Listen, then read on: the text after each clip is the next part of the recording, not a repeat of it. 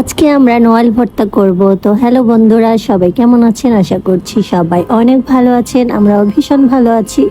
আর এই তো দুপুরবেলা আমরা গাছ থেকে অনেকগুলো নয়াল পেড়ে নিয়েছি। এখন এটাকে ভালো করে ধুয়ে নেব।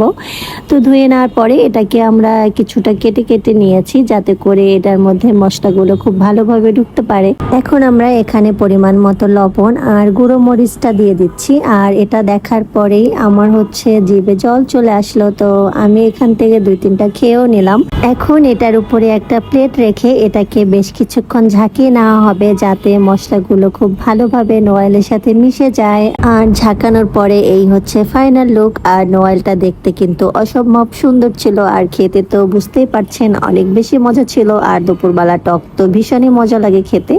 তো আমি এখান থেকে বেশ কয়েকটা তুলে নিলাম প্লেটে। কারণটা আমার কাসুন্দি খেতে একদমই ভালো লাগে না, কিন্তু ওদের খুব পছন্দ, যে কারণে ওরা এটাতে একটু কাসুন্দি মিক্স করে নিল। আর এরপরে কাসুন্দি দেওয়ার পরে টেস্টটা ভালোই ছিল। আমি একটুখানি খেয়েছিলাম, বাট আমার কাসুন্দি খেতে একদমই ভালো লাগে না। আর এই তো সৌরভও এখানে খাচ্ছিল নয়াল মাখা, ওর তো ভীষণই ভালো লেগেছে। আর আপনারা কে কে এর আগে নয়াল ভর্তা খেয়েছেন অবশ্যই কিন্তু কমেন্ট করে জানাবেন। আর আজকের ভিডিওটা এই পর্যন্তই। সবাই ভালো থাকবেন, সুস্থ থাকবেন, টাটা।